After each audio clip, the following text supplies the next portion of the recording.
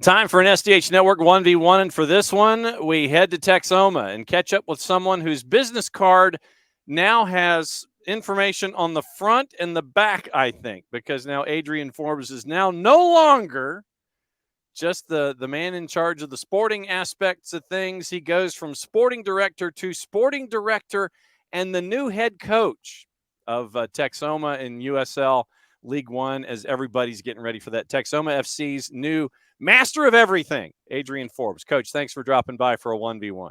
Absolutely my pleasure. Thank you for having me. Let me ask you this. First and foremost, for those that don't know your story, how did you end up in the triplex of Sherman, Ada, Ardmore, and get to this particular point in your coaching career and your football career? Well, let's go back. Really fortunate enough to have had a career out in the UK that took on the playing for the teams the likes of Norwich City, Swansea, Blackpool, Millwall, Grimsby Town, and representing my country, England, at youth level. So really fortunate enough to have lived the dream that so many young men and girls out there wanted to achieve. I was lucky enough to achieve that. And off the back of that, that took me on a coaching route, which took on roles. Initially, when I had to quit playing after 9 operations on one knee, working for Norwich's recognised charity, the Community Sports Foundation, where Ian Thornton and a gentleman by the name of Dan Goffin gave me my first opportunity to really delve into coaching. That took me then onto a full-time role working for Norwich City's Academy as a main part of developing their younger players at the club.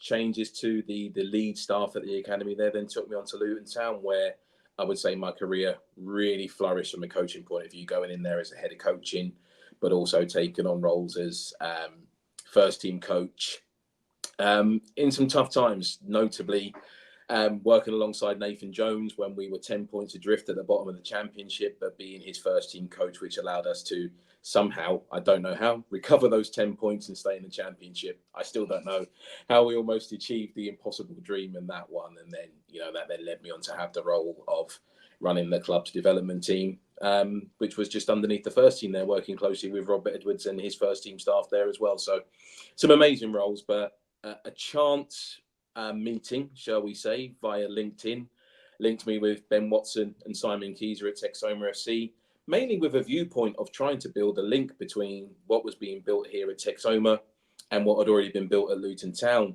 For whatever reason, it wasn't right for Luton Town at this point in time to build that partnership. It might be something that hopefully I can explore later on down the line with the connection that I have with the club, but that led to me building an unintentional relationship with Ben and Simon, and that led to them offering me the opportunity to come across as the sporting director. So yeah, not something I planned for, not something I expected, but listen, here I am. How much of a culture shock was it for you to go from Canaries and Swans, and full disclosure, member of the Swans Trust, to go from there to what you're doing there at Texoma? How much of a shock to the system was it for you? Oh, massive, because, I've always been that guy that has said, as a youngster, I want to realise the dream of being a professional footballer. Then you step away from that and you go, I want to realise that dream of being the best possible coach stroke youth developer that I can. So, as I said a moment ago, giving as many people the opportunity to fulfil their dream as I can. And then all of a sudden, there's this sporting director's role put in front of you, and you're going, interesting. I've seen sporting directors work, whether it be Stuart Webber when I was at Norwich City, or certainly Paul Watson at Luton Town, and seen what they do and see how they are instrumental in shaping a club on a day-to-day basis. And then it's that mental battle and that almost imposter syndrome of, can I do this role? Because my background is in playing in youth development, but actually now I have a real strong or real good opportunity to really impact on not just developing players, but hopefully developing staff as well. And it's something that I grew to realise that I took pride in anyway, without realising I was taking pride in that, and realising that actually there was far more to me than I realised when I actually delved into the sporting director's role. And that was something I went, okay, I'm 45 years old now. This opportunity has woken something up in me that I didn't realise was in me. Let's jump 2-footed into it, and let's see where it can take us. Have you always thought of yourself, maybe in the back of your mind, but not activated on it. Have you thought of yourself as always as a builder, or as someone who maintains, or how would you characterize yourself as you go into this work here at Texoma? A builder, 100% a builder. Whether it's building that relationship with a young player that's going to allow that player to buy into what I believe in him, to give him the best opportunity to fulfill his dreams, that's about building. Whether it's having a clear understanding of what that individual needs to help them realize their dream, how do we build the right platform for that person, and how do we build the right stepping stones for that person to achieve what they want to achieve, that's building. So everything for me is that, even my own personal journey, how do I build the right knowledge base and the right and relevant qualifications to allow me to achieve what I want to achieve, has all been about building. And if I look at, what I went on to achieve from a coaching point of view, starting with the Community Sports Foundation at Norwich City, with the club's charity, to building my profile and building my knowledge base and building my skills and expertise, to then be able to go and impact on academy players at Norwich's Cat 1 Academy, to then building that detail, that knowledge base and the expertise to then become a head of coaching and then a first team coach and then be able to run the development team at Luton. It's always been about, building. But as I say, I think this opportunity made me realize that that's what I'm almost made to do and what I'm almost shaped to do, or my previous career as a player has shaped me to do. So not something that I realized I'd be doing, but unbeknown to me underneath, I think I've probably realized that this is probably the role for me. From earning 56 cents a mile with all of the time that you've been spending in a car learning about Texoma, how would you describe what football means? Not the American football, but the other football, the football that we're talking about, what it means to the fabric of that particular part of the U.S.? I think it's going to be an educational piece, to be honest with you. I think it's going to be the first time there's obviously been a professional club in this area. So there's a lot of learning and there's a lot of information and detail that we're going to need to give to the local community to get 100% buy-in. I think if you came across talking about American football, everyone knows straight away exactly what you're talking about and the real landscape of it. But bringing professional soccer to Sherman, where the team's going to be predominantly based in Denison, it's a completely new entity for everyone. And season ticket sales have been superb so far, and there's a lot of noise around what we're doing, but we still need to create more noise, and we still need to build a brand and an identity that allows the community to gain an understanding of what we're about, because we want to be noticeable in the community. We want the community to know what we are, and we want that community to feel part of what we are building. And, it's important for me to try and build out a roster of players and build a team that person in the community can turn up and watch us play and feel part of that, can turn up and watch us play and say, oh, I see myself in that staff member, or I see myself in that player that's playing. And, I use a stupid analogy of, I want to create a team and start building a history and a legacy that gets bums on seats, as in gets the fans through the gate. But then also, with the style of play that we've got, gets bums off seats because they're excited about what might happen. They're excited about when this individual receives the ball and what he might do. So community is key for me, and no football club, wherever you are in the world, is nothing without building that rapport and that relationship with the community. And that's something that, will be instrumental in, hopefully, what can be a successful football club in years to come. I would imagine that your phone / WhatsApp blew up once this announcement was made. How wide-ranging have the conversations been? And I imagine that you have unlimited international minutes when it comes to your phone these days. How wide-ranging are we talking? It's like, oh, yeah, what's going on there? What have the conversations been like, and where have you been able to be reached out from, I guess? It's been really interesting, for me, in that when I was offered initially the sporting director's role, in the UK, it was quite a big deal that I'd been given this opportunity, and all really positive, which has been amazing. But then when the head coach role was announced, it went crazy. And I, in my little mind, couldn't fathom why. And then someone here that works at the club said, but what you need to realize is the head coach over here, from a US point of view, is the main person. Yes, there is sporting directors, there's general managers, but the head coach is the head coach. And I go, right, okay. Me holding my hands up, I innocently hadn't looked at it like that, because the landscape in the UK is slightly different around that. But yeah, it's gone a little crazy. I'm still trying to work out how certain people have managed to find my email address. But also, there's been a lot of people that have been really accommodating and really understanding of the fact that, what we're doing, where we are within the journey of what we're doing. But also the harsh reality is I need those people to get in touch. I need to have those conversations with people in order to make this club a success. So I'm not going to moan about it. I'm going to take it in my stride. I'm going to embrace it. And, ultimately, hopefully by embracing it and having those conversations with those right and relevant people, it will hopefully allow me to gain the help, expertise, knowledge and understanding that I need to make a success of the two roles. Adrian Forbes now adding head coach to the role of sporting director at Texoma FC, getting ready for USL League One, and it's going to be there before you know it. And I say it that way because everybody's, 25. Yeah, 25. It's over. No, 25 is like right there. I know, and this is a question that I ask a lot of the startup organizations that we do with these 1v1s.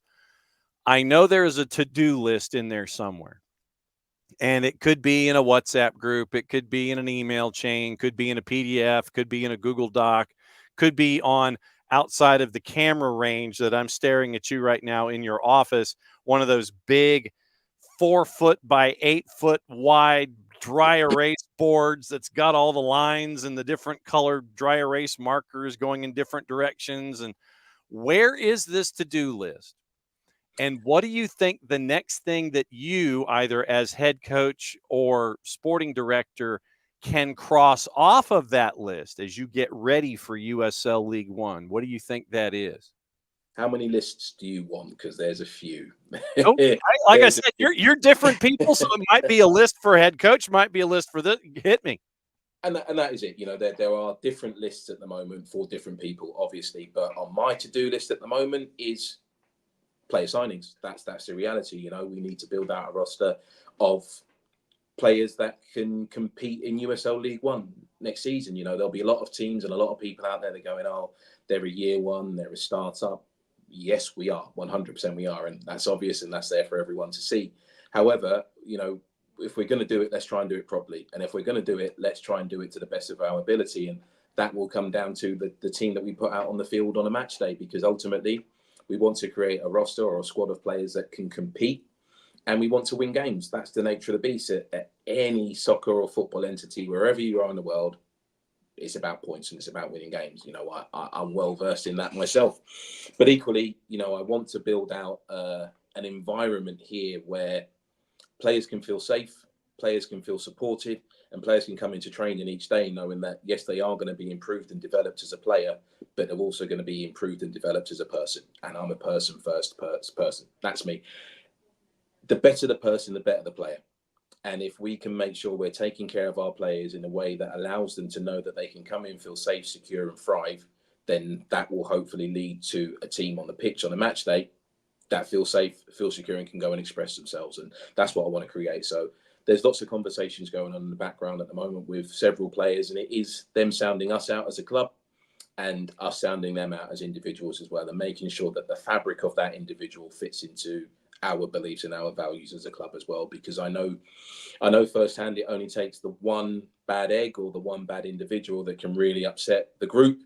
And it's so important to do your due diligence and your background detail to make sure you do bring in the right players for the environment that you're trying to create. Having said that, though, I also do personally think it's important that with doing your due diligence, you making your own viewpoints as well on that individual and making sure that you are happy and you are comfortable with the individual that you're bringing into a club. Other people may have worked with that player or with that agent or with that individual before and will have their own personal beliefs and values and what they think of that individual. But for me, I want to be able to judge that person's character for myself. Am I going to get everyone right? Of course not. No manager does. No sporting director does. But opportunity is what we want to try and create for people. And as I say, environment is key for me in building the right culture where individuals can come in here and thrive. And hopefully that will bring some success down the line as well. How much did you know about USL/USL League One / as sporting director, USL League Two and W and aspects and all that kind of stuff coming into this? I had a knowledge, but not a detailed knowledge. Being open, being honest, transparent. And when contact was first made, there was a lot of time and energy spent on really doing my research and really gaining a good understanding of the landscape over here, because it is so vastly different to the UK. Have I still mentally manufactured or got my head around all the leagues below USL League One and Two? No, because there are so many leagues, and looking into the colleges and the levels that are played there, there's so much. But I'm really fortunate that I've got some really good staff around me that have a much greater knowledge of that aspect of the game over here that can educate me. And I've not shied away from that, giving the people the autonomy to tell me and advise me and help me and support me with that, because we're all shaping things together, so we're all learning together. But what I also do know is there'll be many a manager out in the Premier League that have an understanding in the Premier League but have never coached or worked in it before, but still go across there and make a success of it, because they have the right policies, they have the right procedures, and they have the right processes that has allowed them to be a success. And certainly that's the way I've looked at this role, is that of course I don't know everything, and I'd be foolish to sit here in front of you and say that I do. But what I do have is the right work ethic and the right attitude and the right humility for ask for help and support if I don't know. But once I do know, I'll make sure that I remember it, and I'll make sure that I implement things.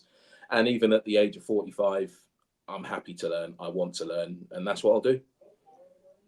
How much USL League One watching have you done since you have picked up one job title and then a second job title? I mean, are you familiar with what's going on with Los Bujos, the Murder Owls up in Omaha? Are you taking road trips? Are you going to Statesboro? Are you seeing what's going on with Tormenta or Greenville Triumph? What familiar are you watching? Are you camped out on weekends watching Central Valley Fuego is what I'm asking. There's been a lot of watching. Have I got in the car or on the flights and made those journeys? No, not as yet, because I've only been over here yesterday made exactly a month since I've been over here, because, getting into the US from a visa point of view, it came with its challenges. Yes.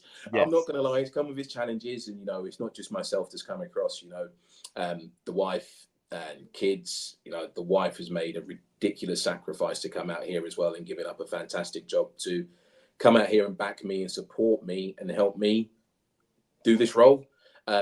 So the importance of helping her settle and helping the family settle as well is of paramount importance to me, and I'm never going to deny that or shy away from that, because a happy home leads to a happy work life as far as I'm concerned, and I want her to feel safe and secure in allowing her to live her life and build out a life out here whilst I am doing this job as well. So we've not been able to do those road trips yet. They will happen probably next year when the season starts. I'll be obviously seeing when I can go in and visit in other clubs between our games, so I know who we're playing next.